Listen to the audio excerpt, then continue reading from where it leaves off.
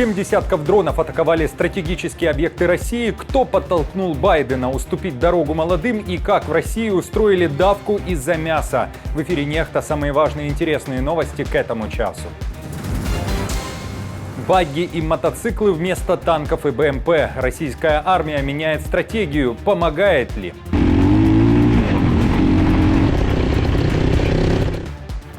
Долетели и попали. В Минобороны РФ вновь молчат о потерях на стратегических объектах, но признают, что пережили одну из самых массированных атак дронами. Вон, ля, какой дым попер, на. Вот там же дым шел, и сейчас смотри, вот сейчас тут тоже место, считай, лупанули, на. Вон, горит там, на. Встреча перед решением, кого Байден принял у себя дома перед тем, как заявил о выходе из предвыборной гонки. Стали известны подробности закулисной борьбы. Я имею в виду, что Байден в последние несколько месяцев стал давать сбой. Друзья, всем привет! Буду рад вашему лайку, подписке и репосту. Вы прекрасно знаете, что для нас это очень важно. Оставляйте также свои комментарии и спасибо вам за обратную связь. Об актуальных и важных событиях прямо сейчас начнем.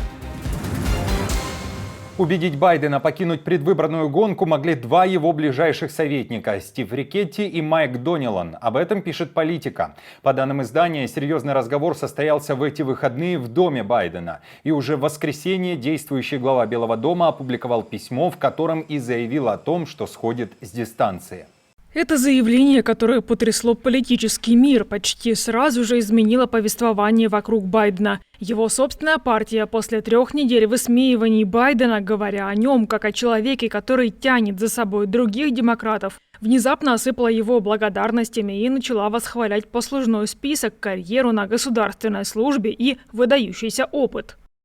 Западные СМИ в целом указывают на то, что решение Байдена связано с целым комплексом факторов. Это возраст и здоровье, политическое давление внутри партии, потеря доверия среди американцев, ну и, конечно же, влияние как семьи, так и советников.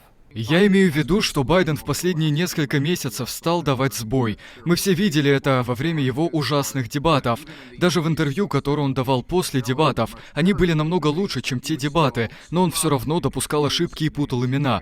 И поэтому, я думаю, демократы действительно чувствовали, что он больше не сможет донести свою мысль. Они беспокоились, что он не продержится в течение следующих нескольких месяцев. Он не сможет быть настолько агрессивным, насколько это необходимо кандидату, чтобы противостоять Дональду Трампу. И поэтому я думаю, что это сегодняшнее заявление свидетельствует о том, что он наконец-то пришел к выводу, что не будет лучшим кандидатом от демократов. Бильд пишет, что Камала Харрис, которую поддержал Байден и которая уже заявила, что будет баллотироваться, не единственный вариант в кандидаты от Демократической партии. В гонку могут ворваться губернатор Пенсильвании Джо Шапиро, губернатор штата Мичиган Гретхен Уитмер, губернатор Иллинойса Джей Прицкер. Помимо этого, Бильд пишет, что идеальным кандидатом от демократов могла бы стать бывшая первая леди Мишель Обама. Аналитики называют ее худшим кошмаром Трампа. Несмотря на это, она никогда не занималась политикой и уже сказала, что не собирается баллотироваться в президенты. Кстати, Трамп уже заявил, что готов встретиться с кандидатом от демократов на дебатах. Я думаю, что вопрос для вице-президента Харрис заключается не в том, может ли женщина стать президентом, а в том, может ли вице-президент Харрис победить. Ведь было так, что ее рейтинг одобрения на этом посту был невысоким. У нее было несколько крупных успехов на выборах. Она очень быстро прошла путь от генерального прокурора Калифорнии до сенатора, от кандидата в вице-президенты до вице-президента. Но напомню, что во время президентской кампании 2020 года она завершила свою предвыборную кампанию до начала конкурса по выдвижению кандидатов из-за проблем с финансированием и поддержкой среди населения. Ее рейтинг одобрения на посту вице-президента был и остается невысоким. На самом деле, согласно текущему опросу общественного мнения, в противостоянии с бывшим президентом Трампом у нее дела обстоят лишь не намного лучше, чем у президента Байдена. Дроны украинской разведки ударили по инфраструктуре НПЗ в Туапсе Краснодарского края России. БПЛА самолетного типа, судя по кадрам, которые снимали россияне и публиковали в соцсетях, вызвали особые эмоции.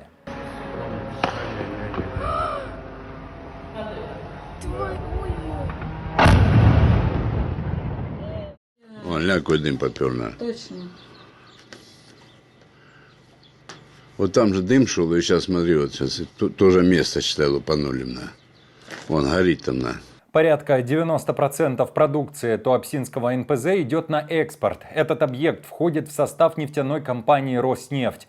Но не только здесь было громко. По сообщениям из открытых источников, дроны долетели и до аэродрома Морозовск, который находится уже в Ростовской области. В целом же Коношенков с большим удовольствием отчитался, что российское ПВО уничтожило аж 75 беспилотников Украины. Большую часть якобы над Ростовской областью, а еще над Черным и Азовскими морями, в Краснодарском крае, Воронежской, Смоленской и Белгородской областях.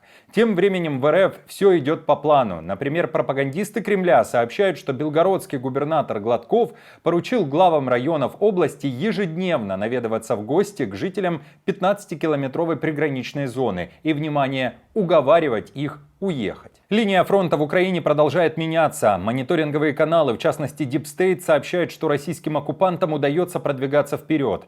За последние сутки они сделали это в населенных пунктах Нью-Йорк, Зализная, около Пантелеймоновки и Калиновки. Тем временем оккупанты снимают и экшн-видео. Уже не стесняясь, армия РФ показывает, что на фронте используют багги и кроссовые мотоциклы. Forbes со ссылкой на военных аналитиков сообщает, что россияне теряют массово уже и эту технику. Как минимум несколько сотен мотоциклов лишь за последние несколько месяцев. Несмотря на мобильность, оккупанты-мотоциклисты становятся целью беспилотников. Кроме того, самоликвидируются, наезжая на мины. Темпы уничтожения российской техники значительно превосходят темпы ее воспроизводства. В воспроизводство входят две составляющие, а именно производство нового вооружения, что является не очень большим по своей части, и восстановление того, что было накоплено еще за времена Советского Союза.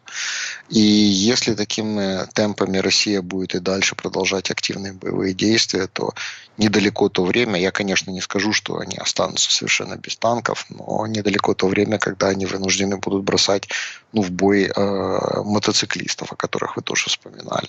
Но нарастить военно-экономический потенциал до объемов, которые позволят Российской Федерации производить в достаточном количестве оружия и боеприпасы, Российская Федерация в ее существующем состоянии она не может. И именно отсюда мы слышим буквально из каждого утюга эти призывы к миру, готовности к переговорам и так далее и тому подобное.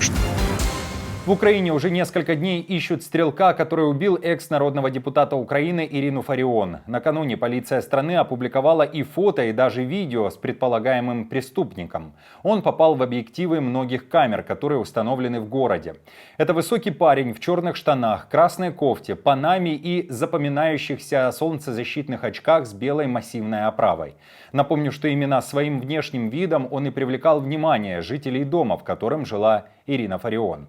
Местные акцентировали внимание, что подозрительный парень был одет не по погоде. Во Львове в день убийства и до была невыносимая жара. В нацполиции Украины попросили граждан не пытаться самостоятельно задерживать этого парня или мужчин, похожего на него.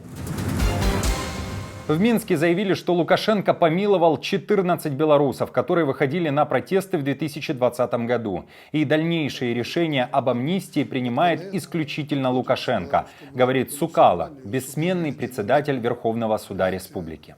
Суды уже начинают применение. Мы выдали судам тоже методические рекомендации, как правильно применять некоторые нормы амнистии. В течение 6 месяцев она будет активно применяться. Но по категориям будут все-таки люди, которые выходили условно на протесты в 2020 году? В законе об этом нет ничего сказано. Но эти люди могут быть помилованы главой государства. 14 было человек, вот я думаю, еще готовится. Еще некоторые предложения по помилованию. Но это принимает решение глава государства. А по категориям из тех, кто вот запрос этот сделал? Строго индивидуально. Это... Там есть и эти лица, да. Те, кто выходил в том числе на протесты в 2020 году? Если они не совершили никаких опасных, тяжких преступлений, насильственных действий в отношении правоприменения. В то же время правозащитный центр «Весна» сообщает, что правозащитникам известно о 18 политзаключенных, которые 3 июля были освобождены. Речь идет о 14 мужчинах и 4 женщинах. Правозащитники уточняют, что поддерживают информационную тишину для безопасности тех, кто вышел на волю, поэтому не публикуют их фамилии. Лукашенко решил поздравить свою свиту с 30-летием администрации президента. Говорит, что годы становления независимой и сильной республики закалили и воспитали сотни руководителей в стенах администрации. В своем поздравлении Лукашенко также сообщает, что его администрация никогда не забывает о простых людях, и все 30 тысяч человек, которые ежегодно якобы обращаются за помощью, всегда ее находят. Уверен, что и в дальнейшем высокопрофессиональный и дружный коллектив администрации президента будет держать руку на пульсе времени и общества и сделает все для благополучия и стабильности любимой Беларуси. Как Лукашенко удалось продержаться у власти так долго, несмотря на угрозы, кризисы и критические моменты? Ответы на эти вопросы вы найдете в первой части нашего фильма «Лукашенко. 30 лет на грани», где собраны малоизвестные факты о диктаторе и его окружении. Уникальные свидетельства очевидцев и архивные кадры, составляющие доказательную базу преступлений узурпатора. Все это на нашем YouTube-канале «Нехта». Повторюсь, можно найти этот фильм в сети и просто даже по названию. Название «Лукашенко. 30 лет на грани». Мы на самом деле оказались обманутыми. У нас, конечно, руки грязь. Кадры, которые запрещены к показу на государственном телевидении Беларуси. Первый случай в истории мирового телевидения. Левой рукой он пьет, правой снимает. Какие тайны скрывает Дворец Первого и что остается за кадром? Еще пока никто об этом не знает. Ага, с его детьми. И мне еще президент сказал, и Макей с ними. Как работает служба безопасности Лукашенко и истории, о которых могли слышать только в коридорах Комитета государственной безопасности. И еще новости из процветающей России. Там установили 2 рекорда. В Тюмени накануне приготовили самый длинный шашлык России. Длина составила 438 метров, а результат моментально вошел в историю и был увековечен в книге рекордов России. Второй рекорд неформальный по скорости поедания этого шашлыка и по уровню жадности. Жители Тюмени устроили давку в надежде получить кусок ароматного мяса в стакане.